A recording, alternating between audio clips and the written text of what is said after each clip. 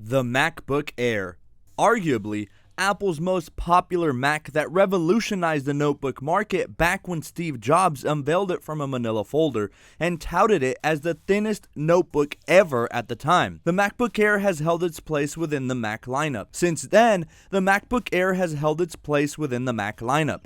Typically targeted towards college students and those that don't require all the horsepower from the likes of the 16-inch MacBook Pro, Apple did many things right this time around. While the new 2020 MacBook Air does retain basically the exact same chassis, certain tweaks were made that makes it the best value within the Mac notebook lineup. Changes include that coveted $999 entry price point, ability to upgrade to a quad-core processor, and the removal of the super controversial butterfly keyboard and now replaced with the newer 1mm travel Magic Keyboard, the same one found on the new 16-inch MacBook Pro. Today, we're going to go over a quick unboxing and showcase everything that has changed, what's new, and whether I think it's a smart purchase or not. Stay tuned though, as sometime soon, I'm going to compare the power under the hood of the 2019 MacBook Air, the new 2020 base MacBook Air, and the quad-core option for this year's 2020 MacBook Air configuration as well. So in order to not miss it, hit that subscribe button down below and ring that bell so you never miss out on my tech-related content. But without further ado, we're going to jump right in. Let's do this.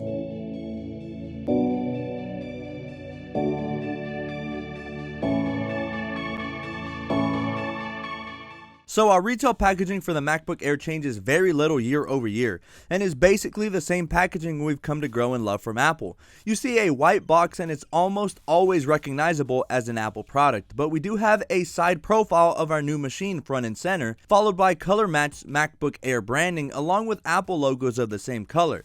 So if you got space gray, these are slightly black, and if you get the rose gold, they'd be pink. On the back, we get some more information of what comes in the box along with our specifications. This specific model is the brand new lower priced $999 base model with the following specs. It is important to note that Apple's marketing touts this as up to twice as fast, but that's only if you opted for the quad-core configuration. Like I said, I'll compare both head to head real soon to see if the $100 upgrade to the quad-core is worth it or not. Anyway, now just find a safe cutting tool nearby, whatever you can find within reach, and cut open the box. Lift open the lid and slowly let the suspense build, and boom, there she is, our brand new 2020 MacBook Air front and center.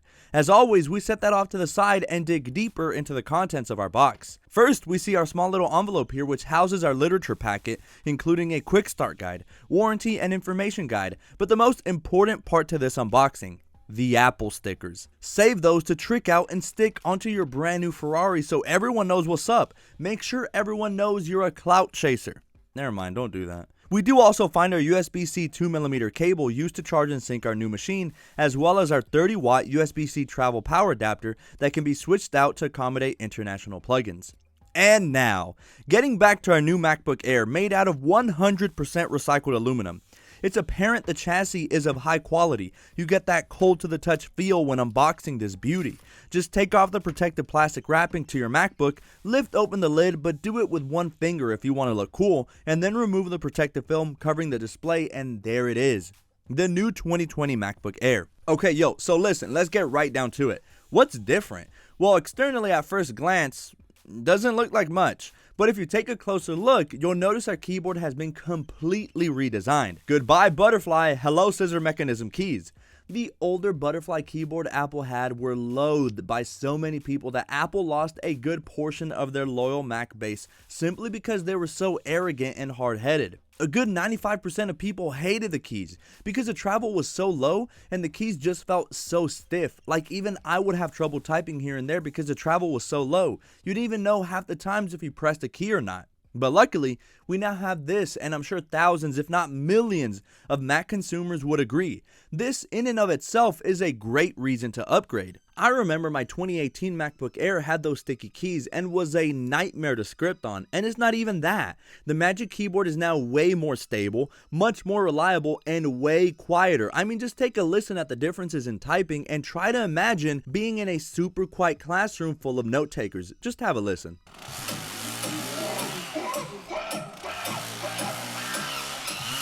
Okay, I might be wilding out a little too hard, don't at me. This is the actual sound.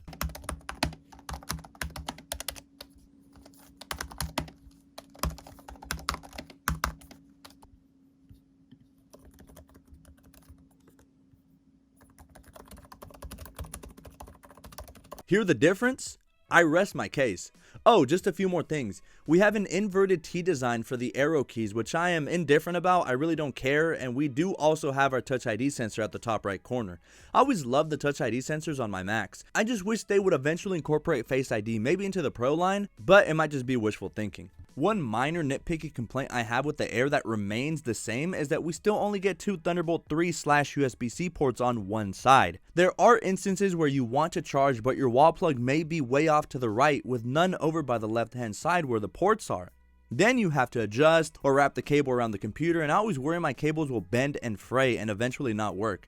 I don't know, I might just be paranoid and complaining for nothing, but yeah, I just had to mention it. It'd be cool to have them split, at least one on the left and one on the right. I know I'm not the only one that is slightly annoyed by this design choice. On the bright side, we still have our 3.5mm headphone jack to the right, so that's pretty cool to have in 2020. In other categories, we have some downgrades, but for the most part are mostly positive changes. For one, the dimensions of the computer are the same, 12 by 8.4 by 0.6 inches, meaning all of your previous cases should work for the newer Retina style of MacBook Airs. But it seems our MacBook Air has spent too much time in quarantine too, and gained a few, since the official weight is 2.8 pounds, up slightly from the previous 2.75 pounds on the previous model. It's really not that big of a deal. As a matter of fact, it's so negligible, I'm going to move on to the next point.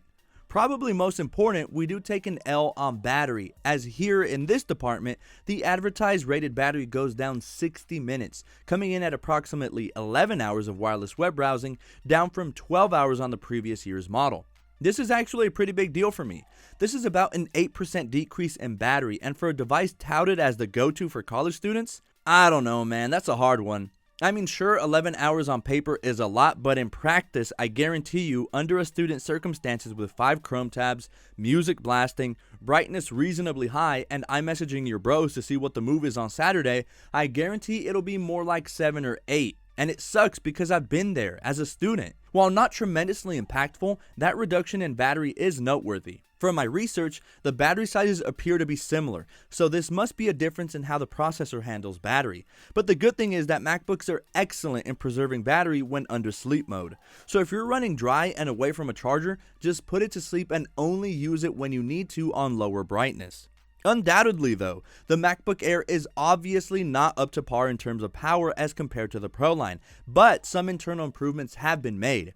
The base model gains aren't as apparent, but featured in the base model MacBook Air, we have a 1.1 GHz 10th generation Intel Core i3, a nice upgrade from the previous 8th generation i5. I'm curious to see how the base 10th gen i3 compares to the base 8th gen i5. Man, that was a mouthful. In my future testing of this new MacBook Air, definitely stay tuned for that one. We do also feature 8GB of better LPDDR4X RAM as opposed to LPDDR3. Our display is still our super gorgeous 13.3-inch True Tone Retina display with a screen resolution of 2560 by 1600 and now features better Intel Iris Plus graphics. I've never really had a complaint about the MacBook Air's display. It's beautiful, it gets the job done, and is surprisingly very crisp. But wait, there's more. Not only do I consider the new $999 price tag a great feature of the new Air, but our storage configuration has now been doubled to 256 gigs standard. Thank God. Like Apple, what were you thinking having the base Air at 128 gigs? Like, what am I supposed to do with 128 gigs? My music and photo library won't even fit in there. Sheesh. So it's really nice that Apple is literally giving us more for less. Even then, 256 gigs is still awfully low in 2020. But hey, why not be thankful since it used to be half that? What's more interesting is the built-to-order options.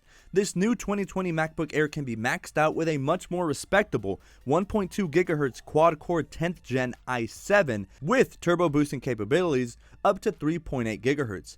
I only wonder with such a small chassis if this thing will overheat, but that's precisely why I plan to see it in my testing. Also, it can be configured with up to 16 GB of RAM and 2 TB of very fast SSD storage. But I'll go ahead and tell you right now, maxing it out will set you back about $2,300 after tax, and at that point, I'd highly recommend looking at the MacBook Pro line and contrast and compare if you're going to drop that much on a MacBook Air. So let's recap. Our chassis and body remained intact and has no obvious changes at first glance. we have our updated Magic Keyboard in place of the butterfly, and that upgrade right there is already massive. Thank you so much, Apple. Now, that only leaves the 13-inch MacBook Pro left. Will we see it soon? I hope so, and I hope they do make it a 14-inch.